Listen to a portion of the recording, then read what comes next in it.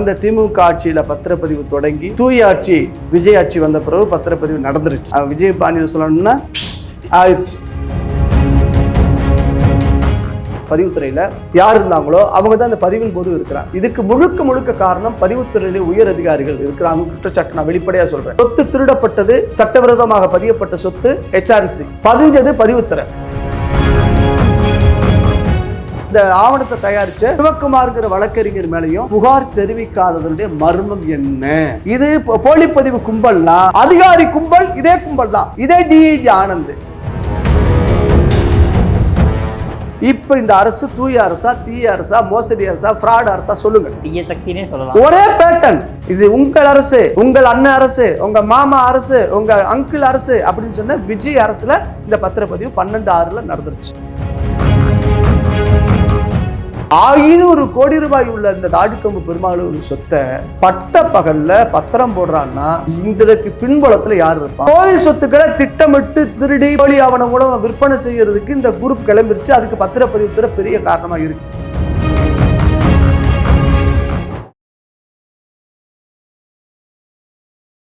இளையபாரத நேயர்களுக்கு வணக்கம். இன்னைக்கு நம்ம நேர்காணலில் நம்ம சிறப்பு விருந்தினர் இந்து தமிழர் கட்சியின் தலைவர் ராம ரவிக்குமார் சார் நம்மளோட நினைஞ்சிருக்காரு. சார் வணக்கம் சார். வணக்கம் ஐயா. சார், நீங்கள் ஏற்கனவே பழனி கோயில் மிகப்பெரிய ஒரு மோசடி நடந்திருக்கிறதா நீங்கள் குற்றச்சாட்டு வச்சுருந்தீங்க.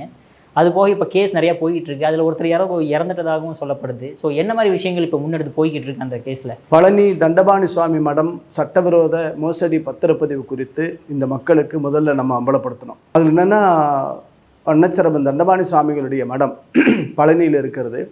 கடந்த திமுக ஆட்சியில் பத்திரப்பதிவு தொடங்கி தூய ஆட்சி விஜய் ஆட்சி வந்த பிறகு பத்திரப்பதிவு நடந்துருச்சு. விஜய் பாணியில் சொல்லணும்னா ஆயிடுச்சு. ஏன்னா அப்படி தானே அவங்க சொல்லிக்கிறாங்க, அரசியலில் சொல்லிக்கிறாங்கல்ல. அந்த பழனி தண்டபாணி சுவாமி மடம் என்பது கோயிலுக்கு சம்மந்தமானது அல்ல. ஏன்னா அது தனி தக்கார், தனி நிர்வாகம்னு சொல்கிறாங்க. அதில் நிறைய மடத்தில் நிர்வாகஸ்தர்களுக்குள்ள இஷ்யூ, அந்த சொத்தின் பேரில் ஈடு கடன் வட்டி வகைரா போய் வழக்கெல்லாம் முடிஞ்சு பழனி திருக்கோயில் தேவஸ்தானம் அதை பொசிஷன் எடுக்குது. பொசிஷன் எடுத்த பிறகு தக்கார் மிஸ்டர் மாரிமுத்துன்னு ஒரு மனிதர் பொறுப்பு வகிக்கிறார். சுருக்கமாக சொல்கிறதுல 27/3/2026 தண்டபாணி சுவாமி மடத்தினுடைய சொத்துக்களை பதியறதுக்கு முயற்சிக்கிறாங்க. முருகதாசன் ஒருத்தர் விற்க முயற்சிக்கிறார். சேதுபதி அண்டு வெள்ளத்தரை வாங்க முயற்சிக்கிறாங்க. பழனிசாமிங்கிற ஒரு சார் பதிவாளர் பதிய மறுத்து திரும்ப கொடுத்துட்டார். கொடுத்த பிறகு அதனுடைய அடிப்படையில் மறுத்து கொடுத்ததுனால அந்த செக் ஸ்லிப்னு சொல்லுவாங்க, அந்த ஸ்லிப் வச்சு ஏப்ரல் 1 வழக்குக்கு போகிறாங்க. ஏப்ரல் 10 ஒரு வழக்கு தீர்ப்பாகுது. என்னென்னா, இன்னார் விற்கிறாரு, இன்னார் வாங்குறாங்க. கோயில் நிர்வாகத்தை, அதாவது இந்த மடத்துடைய நிர்வாகமாக இருக்கக்கூடிய தக்காரை வழக்கில் சேர்க்கவே இல்லை. கோர்ட்டுடைய கண்களை மறைச்சு ஒரு ஆர்டர் வாங்குறாங்க. ஆர்டர் வாங்கிய பிறகு ஏப்ரல் 10 ஒரு தீர்ப்பு கொடுக்குறாங்க. தீர்ப்பில் இந்த ஆவணங்கள் சரியாக இருந்தால் 1 வாரத்துக்குள்ளே பதியணும்னு ஒரு உத்தரவாகுது. இந்த உத்தரவு வாங்கிட்டு அப்படியே விட்டாச்சு. ஏப்ரல் 10 உத்தரவு அப்படியே இருந்தது. அதன் பின்னர் 25/6/2026 பழனிசாமின்னு எந்த சார் பதிவாளர் மறுத்து கொடுத்தாரோ அவரே இந்த தக்கார் மிஸ்டர் மாரிமுத்துவுக்கு ஒரு கடிதம் எழுதுகிறார். சோன்ஸோ நம்பர், சோன்ஸோ ப்ராப்பர்ட்டி, இந்த வழக்கில் இந்த மாதிரி ஒரு தீர்ப்பு வந்திருக்கு, நீங்கள் இந்த வழக்கில் இம்ப்ளீட் ஆகி ஒரு தரப்பாராக போய் நீங்கள் அதை வாதிடணும்னு இவர் அக்கறை கொண்டு சொல்கிறார். அதன் பேரில் 30 ஏதோ கடிதம்லாம் வழக்குக்கு போகிறோம்னு சொல்லி அந்த மாரிமுத்து சொன்னார். திரும்ப 3/7/2026 அப்போ இந்த வழக்கு, இந்த சொத்து பதியறதுக்கு வர்றாங்க. பாலசுந்தர் அப்படின்னு ஒரு சார் பதிவாளர் வாங்கி பதிஞ்சு பெண்டிங்னு ஒன்று வைக்கிறார். முழுக்க பதியில் திறப்புலாவுக்காக வெயிட் பண்ணுறார். நான் சொல்லக்கூடிய தேதி வெள்ளிக்கிழமை. 3 பதிய போகிறாங்க. ஆனால் 2 மிஸ்டர் மாரிமுத்து இந்த மாதிரி இந்த சொத்து இப்படியெல்லாம் நாங்கள் மீட்டெடுத்த வச்சோம் போனோம் கதையெல்லாம் சொல்லி சார் பதிவாளருக்கு, மாவட்ட பதிவாளருக்கு ஒரு கடிதம் எழுதுகிறார், ரெக்கார்டிக்கலி சேஃப் ஆகிறதுக்கு. அப்படி ஒரு தடைக்கு ஒரு மனு கொடுத்த மனிதர் பத்திரிக்கைக்கு கொடுத்துருந்தா அது பெரிய செய்தியாக இருக்கும். ஆகலை. 3 பாலசுந்தருங்கிற ஒரு பெண்டிங் வச்சுட்டு சனி ஞாயிறு முடிஞ்சு 6/7/2026 ஜஸ்டின் மணிகண்டன் ஒரு கேரக்டர் கொடைக்கானலேருந்து இறக்குமதி பண்ணுறாங்க இந்த சார் பதிவாளரை. இவர் பெரிய இதில் PhD, போலி ஆவணம் போடுறதில் PhD டாக்டரேட் இந்த மனிதர் கொண்டு வந்து இறக்கிட்டு வந்தார், கையெழுத்து போட்டார், பதிந்தார். யாருக்கும் தெரியாது. 6, 7, 8, 9, 10 ஒன்றும் அமைதியாக தான் இருக்குது. பழனியில் ஒரு 4 நாள் பெரிய செய்தி வந்துச்சு, 100 கோடி வருமானம், பஞ்சாமிர்தம் விற்பனை ஜாஸ்தி, மக்களுக்கு நலத்திட்டங்கள் நிறைய செஞ்சுட்டோம் அப்படியெல்லாம் சொன்னாங்க. என்னடா எலி அமனமாக ஓடுதுன்னு பார்த்தா 11ஆம் தேதி 10ஆம் தேதி எனக்கு ஒரு செய்தி கிடைக்குது, இந்த மாதிரி இந்த சொத்து இன்னார் விற்றுட்டாங்க, இன்னார் வாங்கிட்டாங்க அப்படின்னு. 3ஆம் தேதி பத்திரம் பதிஞ்சாங்கல்ல, வெள்ளிக்கிழமை, அன்னைக்கு தான் மிஸ்டர் மாரிமுத்துவுக்கு ஜாயின்ட் கமிஷனர் இருந்து அடிஷ்னல் கமிஷனராக கூடுதல் பதவி உயர்வு கிடைக்குது. திரும்ப 6ஆம் தேதி பத்திரம் பதிஞ்சு தெரியாது, உங்களுக்கும் தெரியாது, எனக்கும் தெரியாது. 9ஆம் தேதி இவருக்கு அந்த கூடுதல் ஆணையருங்கிற பொறுப்பு உறுதிப்படுத்தப்பட்டு கவர்மெண்ட் ஜியோவாக ரிலீஸ் ஆகுது. யாருக்கு? மிஸ்டர் மாரிமுத்துக்கு. அதுக்கு பின்னாடி தான் ஆடி முடிஞ்ச 5ஆம் நாள் கோழி அடித்து கும்பிட்டானாங்கிற மாதிரி 10ஆம் தேதி கடிதம் எழுதுறாரு மிஸ்டர் மாரிமுத்து, இந்த மாதிரி இந்த சொத்து சம்மந்தமாக பத்திரப்பதிவெல்லாம் நடந்திருக்கு, சட்டவிரோதம் நடந்திருக்கு, நடவடிக்கை எடுக்கணும்னு சொல்லி.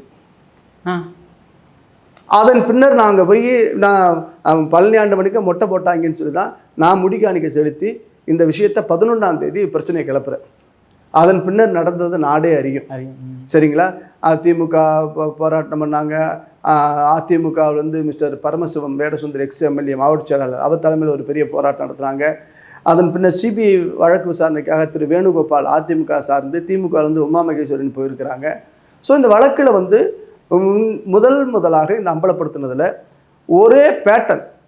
இதில் பதிஞ்சது ஜஸ்டின் மணிகண்டன் நபர் பதிவாளராக இருந்தாலும் கூட ஒட்டஞ்சத்திரத்தை சார்ந்த ஜேபி அசோசியேட்ஸ்னு ஒரு கும்பல், இந்த மாதிரி போலிப்பதிவு கும்பல், அந்த ஆள் இந்த அரசு ஆவணம் தயாரிக்கிறதுக்கு லைசன்ஸ்டு பர்சன் கிடையாது. அந்த டாக்குமெண்ட்டில் கையெழுத்து போட்டது சிவகுமார்னு ஒரு வழக்கறிஞர், விருப்பாட்சியை சார்ந்தவனுக்கு. இந்த ஜேபி எந்த பத்திரமெல்லாம் பதிகிறானோ அவனுக்கு கையெழுத்து போடுறவனே இந்த மனிதர் தான். ஏன் இவ்வளோ பேரை நான் மென்ஷன் பண்ணுறேன்னா அடுத்தடுத்த விஷயங்கள் இருக்குது. ஸோ இப்போ வழக்கில் கைது பண்ணப்பட்டாச்சு. இதுக்கிடையில் பத்திரப்பதிவுத்துறையில் இவர் ஜஸ்டின் மணிகண்ட பதிஞ்ச பதிவுகளெல்லாம் நாங்கள் ஆய்வு செய்வதற்கு ஒரு சிறப்பு குழு போட போகிறோம். நாங்கள் பதிவுத்துறையில் 3 மாதத்துக்கு ஒரு முறை ஆடிட்டிங்னு ஒன்று இருக்குது. இந்த ஆடிட்டிங் பண்ணாங்களா பண்ணலையா? அப்போ எதை பண்ணாங்க? இந்த 27/3 சொன்னல மார்ச் மாதம் இருந்த அதிகாரிகள் பதிவுத்துறையில் யார் இருந்தாங்களோ அவங்க தான் அந்த பதிவின் போது இருக்கிறாங்க. இதுக்கு முழுக்க காரணம் பதிவுத்துறையுடைய உயர் அதிகாரிகள் இருக்கிறாங்க. குற்றச்சாட்டு நான் வெளிப்படையாக சொல்கிறேன். சசிகலான்னு ஒரு டிஸ்ட்ரிக்ட் ரெஜிஸ்ட்ராரை சஸ்பெண்ட் பண்ணிட்டாங்க. ஜஸ்டின் மணிகண்டனை ஜெயிலுக்கு போயிட்டாங்க, அரெஸ்ட் பண்ணாமல். இப்போ ஆஸ்பத்திரியில் இருக்கிற இதயத்தை அறுக்க போகிறாங்கன்னு சொன்னாங்க, இதை அடைச்சி குறித்து அடைப்பெல்லாம் எடுக்க போகிறாங்கன்னு சொன்னாங்க. ஆனந்த்னு ஒரு கேரக்டர் டிஏஜி மதுரை மண்டலம் பதிவுத்துறை, அவருக்கு மேலே ஒருத்தர் பிஏ ஜெனரல் அருள் சுவாமின்னு இருக்கிறார். அவருக்கு மேலே IG registrar mister Arun Sundar Dayalan. அவருக்கு மேலே மிஸ்டர் குமரகுருபரன் ஐஏஎஸ் பதிவுத்துறைக்கான அரசு செயலர். இப்போ பிரச்சனை 2 டிபார்ட்மெண்ட்டுக்கு. சொத்து திருடப்பட்டது, சட்டவிரோதமாக பதியப்பட்ட சொத்து ஹெச்ஆர்என்சி, பதிஞ்சது பதிவுத்துறை. இந்த ஹெச்ஆர்என்சிக்குமே யார் அரசு செயலர்? Mister Kumaragurubaran IAS. வணிக வரி, பத்திரப்பதிவு அண்டு அறநிலையம் 3க்குமே அவர். இப்போ கூட்டி கழித்து பார்த்தா கணக்கு நேரில் போய் நிற்கும். இப்போ நீட்டு தேர்வுக்கு தேர்வுத்தாள் கசிஞ்சு போச்சுன்னு சொன்ன உடனே இந்த கரப்பாம்பூச்சி கட்சி யாருக்கு எதிராக போராடுச்சு? மிஸ்டர் தர்மேந்திர பிரதான் ரிசைன் கரோ வாபஸ் கரோன்னு சொன்னால. மிஸ்டர் குமரகுருபரன் ஆப் ரிசைன் கரோ. இந்த பிரச்சனைக்காக இவர் ரிசைன் பண்ணணும். பதிவுத்துறையுடைய தலைவராக இருக்கக்கூடிய மிஸ்டர் அருண் சுந்தர் தயாளன் ரிசைன் பண்ணணும், பொறுப்பேற்கணும். இது கூட்டுச்சங்கிலி, திட்டமிட்ட சதி அப்படிங்கிற குற்றச்சாட்டை நான் முதல்ல முன் வச்சுக்கிறேன். 2வது 6/7 தான் இந்த பிரச்சனை. சரி, இதை விட ஸ்பெஷல் ஐட்டம் இருக்குது. என்ன அப்படின்னா 7/7/2026 ஒரு சொத்தை பதிஞ்சிருக்கிறாங்க. 7/7/2026 ஒரு சொத்து பதிஞ்சது அங்கே பழனிக்கு அருகில் இருக்கக்கூடிய ஆயக்குடிங்கிற கிராமத்தில் இருக்கக்கூடிய 87/3 அப்படின்னு ஒரு சொத்து. இந்த சொத்தை பதிஞ்சவங்க இதே கும்பல், ஜேபி அசோசியேட்ஸ் ஒட்டஞ்சத்திரம். ஆவணம் தயாரித்தது சிவகுமார் வழக்கறிஞர். அந்த பத்திரத்தை பதிஞ்சது மிஸ்டர் ஜஸ்டின் மணிகண்டன். என்ன சார் தோண்ட பூதம் இல்லை, அதை விட பெருங்கொடுமையாக இருக்குது.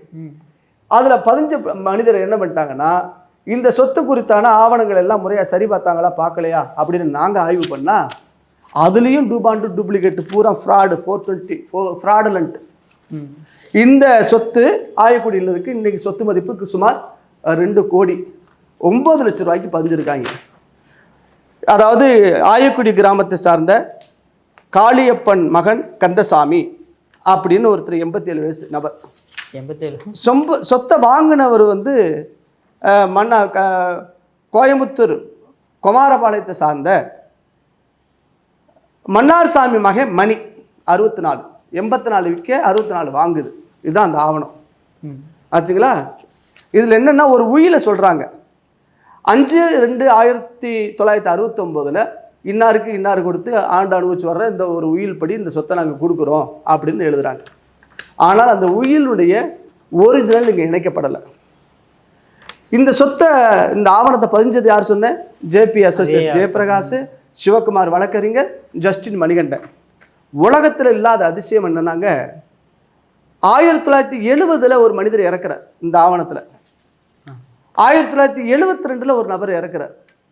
இந்த 70லையும் 72லையும் இறந்து போன மனிதர்களுக்கு 7/7/2026 இறப்பு சான்றிதழ் கிடைக்கப்பெறுது. எத்தனை வருஷம் கழிச்சு? 56 ஆண்டுகள் கழித்து அற்புதமான இந்த இறப்பு சான்றிதழ் கிடைக்கப்படுகிறது. 7/7 கிடைக்கப்பட்ட அந்த இறப்பு சான்றிதழை வைத்து 7/7/2026 இந்த பதிவு நடக்குது. அப்பா, இப்போ இதில் மணி அப்படிங்கிற ஒரு மனிதரோ இன்னொருத்தர் யாரோ புகார் கொடுத்ததா, ஈஸ்வரின்னு இப்போ ஒரு புதுசாக ஒரு அம்மா வந்திருக்காங்க, அவங்க புகார் கொடுத்ததா சொன்னாங்க. ஜஸ்டின் மணிகண்டன் இந்த சொத்தை வாங்கிய மணி, இன்னொரு வித்தவன் எங்கே இருக்காரான்னு தெரியல. இதில் என்னென்னா இந்த ஜேபி அசோசியேட்ஸ் ஜெயபிரகாஷ் மேலேயும் இந்த ஆவணத்தை தயாரித்த சிவகுமார்ங்கிற வழக்கறிஞர் மேலேயும் புகார் தெரிவிக்காததனுடைய மர்மம் என்ன?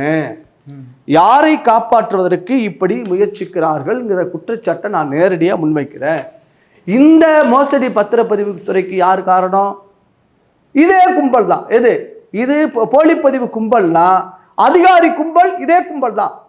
இதே டிஐஜி ஆனந்த், இதே அருண் சுந்தர் தயாளன், PA ஜெனரல் அருள் சாமி, அதுக்கு மேலே டிபார்ட்மெண்ட் தலைவர் யார்? Mister Kumaraguruvar IAS. இப்போ இது குற்றம்னு நிறுவப்பட்டிருக்கு. இது 4 நாளைக்கு முன்னாடி இந்த இஷ்யூ கிளப்பினோம். ஆணையர் மிஸ்டர் வினய் அவங்கள போய் சந்தித்தோம். இதை பதிஞ்சிருக்கிறாங்க. இப்போ இந்த அரசு தூய அரசா, தீய அரசா, மோசடி அரசா, ஃப்ராட் அரசா? சொல்லுங்கள் சார். தீய சக்தி அரசுன்னே சொல்லலாம். என்னங்க? தீய சக்தினே சொல்லலாம். ஒரே பேட்டர்ன், கோர்ட்டுக்கு போகிறது, இது மாதிரி பதிகிறது. இந்த போலி மோசடி அரசு, போலி பத்திரவு மோசடி அரசு. ஒரு மாற்றமும் இல்லை. பழனி மாடல் பத்திரப்பதிவுன்னு பேர் வச்சிருக்கேன் ஃப்ராடு கும்பலுக்கு. இது முடிஞ்சதா? இது திண்டுக்கல் மாவட்டத்தில். அடுத்து இன்னொரு செய்தி நான் பதிவு பண்ணிக்கிறேன். திண்டுக்கல்லில் தாடிக்கொம்புன்னு ஒரு ஊர், சவுந்தரராஜ பெருமாள் திருக்கோயில். அந்த கோயில் வந்து ரொம்ப விசேஷமானது, வைணவ திருத்தலம். சுமார் 500 கோடி சொத்து. எவ்வளவு? 500, ஜஸ்ட் 500 crores. டோட்டல் எக்ஸ்டென்ட் வந்து 20 ஏக்கர் 47 சென்ட். டவுனில் இருக்கக்கூடிய மெயின் ப்ராப்பர்ட்டி. இந்த சொத்து பால்சாமி ஐயர் அறக்கட்டளை அப்படின்னு ஒன்று இருக்குது. 1905 உருவாக்கியிருக்கிறாங்க. பால்சாமி ஐயர் இந்த ட்ரஸ்ட்டு எதுக்காக உருவாக்கப்பட்டதுன்னா, தாடிக்கொம்பு அருள்மிகு சவுந்தரராஜ பெருமாள் சித்ரா பௌர்ணமிக்கு ஊர்வலமாக வருவார். ஒவ்வொரு மண்டகப்படியில் எழுந்தருள்வார். வரக்கூடிய சாமிக்கு பூஜை புனஸ்காரங்கள் நைவேத்தியமெல்லாம் செய்யணும். வரக்கூடிய பக்தர்களுக்கு அன்னம் பாலிக்கணும். அது தவிர்த்து அதில் வரக்கூடிய வருமானத்தை வச்சு மக்களுக்கு அன்னதானம் போடணும். இதுதான் அந்த ஆதி உயில், ஆதி அந்த டாக்குமெண்ட்டு. அதனுடைய டாக்குமெண்ட் நகல் இது 1905. அதனுடைய எழுத்துக்கள் இது. நான் ஆதாரம் இல்லாமல் பேசுகிறதுக்கு நான் ஒன்றும் அமைச்சர் கிடையாது, ஆதாரத்தோடு பேசுகிறேன். சரியா?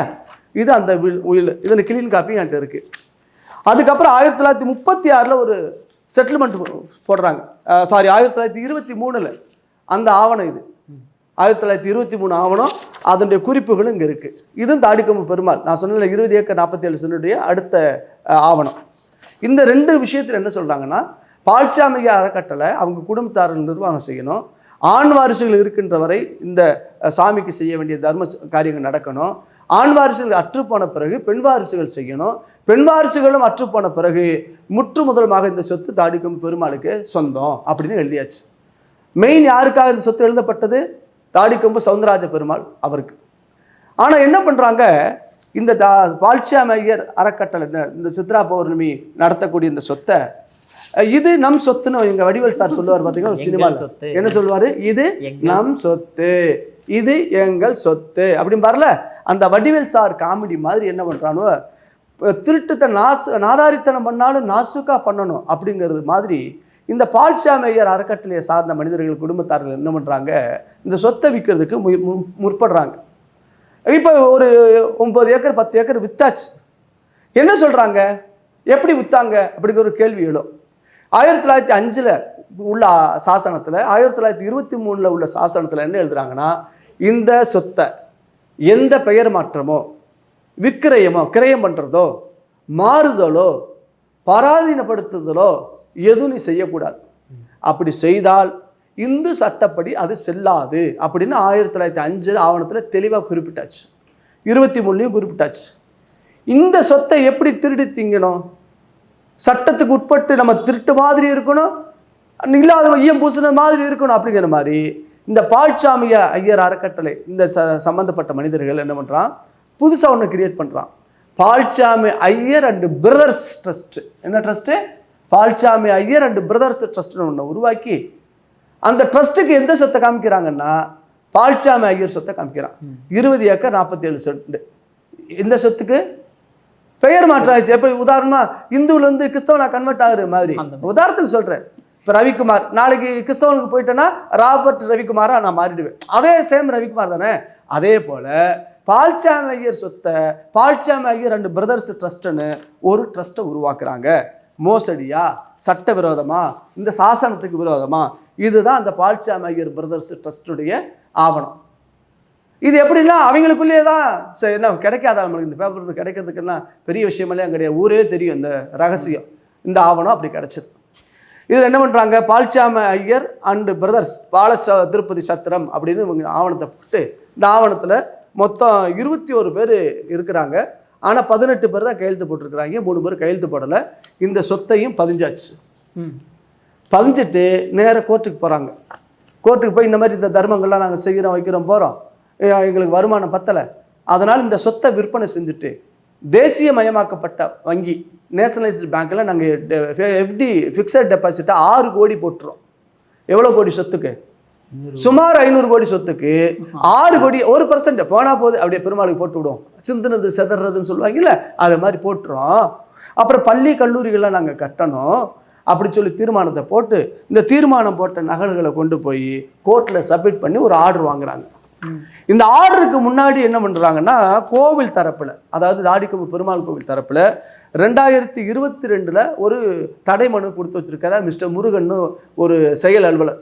அவர் பாவம், அவர் செஞ்ச உருப்படியான காரியத்தில் இது ஒரு நல்ல காரியம், இதுக்கு நான் வாழ்த்துறேன். இதுக்கு இடையில் இந்த கோவில் சம்பந்தமாக சொத்து சம்பந்தமாக திண்டுக்கல் டிஸ்ட்ரிக்ட் கோர்ட்டில் 2 நிரந்தர உறுத்து கட்டளை இருக்குது, அதாவது பெர்மனண்ட் இன்ஜெக்ஷன் ஆர்டர் இருக்குது. அந்த ஆர்டர் காப்பி இந்த இருக்குது. இது கோவிலுக்கு சம்மந்தப்பட்ட சொத்து, இதில் யாரும் தலையிட முடியாது, தனிப்பட்ட சொத்து கிடையாதுன்னு சொல்லி இந்த இன்ஜெக்ஷன் ஆர்டர் இருக்குது. இந்த இன்ஜெக்ஷன் ஆர்டரை டிஸ்ட்ரிக்ட் கோர்ட்டில் மறைச்சாச்சு. 1905 ஆவணம் 1923 ஆவணத்தை என்ன பண்ணிட்டாங்க, காணாமல் போச்சு அப்படின்னு ஒரு கம்ப்ளைண்ட்டை கொடுத்து சிஎஸ்ஆரை போட்டு பேப்பர் நோட்டிஃபிகேஷன் கொடுத்து இந்த ஆவணமே இல்லைன்ட்டானுவோம்.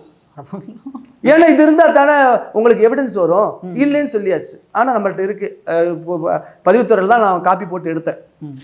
இப்போ இவ்வளவு சூழல் நடந்திருக்குல்ல, பால்சாமி ஐயர் சொத்தை எப்படிடா பால்சாமி ஐயர் பிரதர்ஸ் ட்ரஸ்ட்னு போட்டு பதிஞ்சிங்கன்னு சொல்லி கேள்வி கேட்கணுமா இல்லையா? கேட்கல. ஏன் கேட்கல அப்படின்னா, ஏன் மாற்றினா அப்படின்னா, ஏமாத்தினா அதனால் ஏமாத்தினா இந்த சொத்து. சரிங்க சார், 500 கோடி ரூபா சொத்து, இவ்வளோ பெரிய சொத்தை யாருடைய இது இல்லாமல் எப்படி பதிய முடியும் அப்படின்னு ஒரு கேள்வி எழும். சேம் பேட்டன் சேம் பர்சன் அப்படி சொன்னேன்ல, பேட்டன் மட்டும் இங்கே ஒன்று, இதே பர்சன் மட்டும் வேற. வக்கீல் இதை பதிஞ்சிருக்காங்க இந்த சொத்தை. வக்கீல் யாருன்னா ஒரு 2 வக்கீல், அதாவது அந்த பால்சாமி ஐயர் பிரதர்ஸ் ட்ரஸ்ட்னு சொன்னக்கூடியதில் 2 வக்கீல் பதிஞ்சிருக்கிறாங்க. ஒரு வக்கீல் பேர் அறிவழகன் திண்டுக்கல், இன்னொருத்தவங்க பூங்கொடியாள்னு ஒரு வக்கீல், ஒரு பெண் பிள்ளை, அவங்களும் பதிஞ்சிருக்கிறாங்க, 2 பேர் திண்டுக்கல். இந்த டாக்குமெண்ட்டை தயாரிச்சா பாருங்க, ஜேபி அசோசியேட்ஸ் ஒட்டஞ்சத்திரம் திருடன்.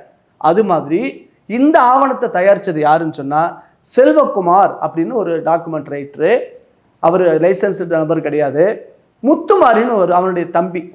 இந்த முத்துமாரிங்கிறவருடைய இமெயில் ஐடி ஃபோன் நம்பர் எல்லாம் இந்த வக்கீல் அறிவழகனுடைய சீலுக்கு மேலே குத்தப்பட்டிருக்கு. ஏன்னா ஹெட் ஆஃபீஸு இது மாதிரி போலி ஆவணம் தயாரிக்கிறதுக்கான ஹெட் ஆஃபீஸ் இது.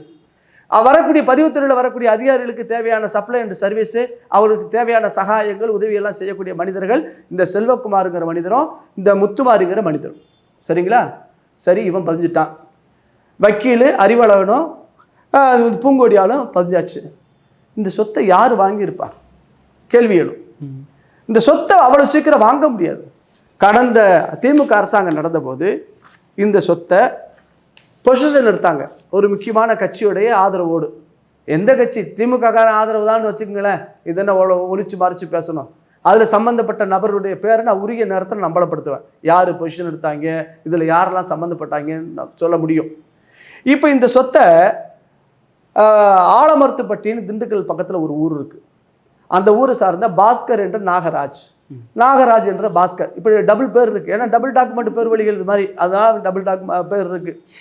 இந்த நாகராஜ் என்ற பாஸ்கர் வந்து ஊரில் பெரிய மனுஷன், நான் பெரிய ரியல் எஸ்டேட்டில் ஆள், நான் சொன்ன அவர் கேட்பார் இவர் கேட்பார்னு சொல்லக்கூடிய ஆள். இந்த நாகராஜுடைய பையன் பேர் குரு பிரசாத். இதில் இவன் அக்யூஸ்டு. எதில் அக்யூஸ்டு? இந்த சொத்து வாங்கியதில் இவன் அக்யூஸ்டு. குரு பிரசாத் அப்பம்பர் நாகராஜ் 29/12/2025 22 சென்டர் 95 லட்ச ரூபாய்க்கு பத்திரம் பதிஞ்சாச்சு. 25. பவ்யா ஒய்ஃப் ஆஃப் விஜயமோகன், அதாவது இந்த இவருடைய நாகராஜுடைய பொண்ணு, 1 ஏக்கர் 78 சென்ட் 7,77,04,000 ரூபாய்க்கு பதிஞ்சாச்சு. 12/6/2026. 12/6 யாருடைய ஆட்சி? நம்ம தூய விஜய் சர்க்கார். இது உங்கள் அரசு, உங்கள் அண்ணன் அரசு, உங்கள் மாமா அரசு, உங்கள் அங்கிள் அரசு அப்படின்னு சொன்ன விஜய் அரசில் இந்த பத்திரப்பதிவு 12/6 நடந்துருச்சு. ஆர் கிருஷ்ணமூர்த்தின்னு ஒரு ஊர், ஒரு மனிதர், திருப்பூர் பக்கத்தில் ஊர். அந்த மனிதருக்கு 2 ஏக்கர் 46 சென்ட் 10,71 லட்ச ரூபாய்க்கு 16/7/2026 பதிகிறாங்க. 16/7. இந்த பழனி மாடலுக்கு அப்புறம் 10வது நாள் பழனி பத்திரப்பதிவு 6, அதுக்கப்புறம் இந்த ஃப்ராடு 7, இங்கே 16. ஒரு 10 நாள் கேப் விட்டாச்சு, கொஞ்சம் ரிலாக்ஸ் வேணுமில்ல. அந்த பதிவு மாவட்டம் வேற, இந்த பதிவு மாவட்டம் வேற. ஆனால் இதுக்கெல்லாம் டிஏஜி யாரு? மிஸ்டர் ஆனந்த். அப்புறம் கே நிவேதனா, இந்த கிருஷ்ணமூர்த்தியோட மக. அந்த அம்மா 98 சென்ட் சும்மா ஒரு 4,26,89,000 ரூபாய்க்கு பத்திரம் ஆயிருக்குங்க. பதியப்பட்ட சொத்தினுடைய சந்தை மதிப்பு சுமார் 118 கோடி சந்தை மதிப்பு. ஆனால் இவங்க வந்து ஒரு சதுரடி 1000 ரூபான்னு அரசு முறையில் பதிவு பண்ணியிருக்கிறாங்க. இப்போ என்ன சொல்கிறாங்கன்னா, கோர்ட்டு உத்தரவுப்படி நாங்கள் பதிஞ்சோம் அப்படின்னு சொல்கிறாங்க. கோர்ட்டு உத்தரவு ஒரு முத்துசாரதான ஒரு நீதி அரசி இந்த நீதியை கொடுத்துட்டு போயிடுச்சு.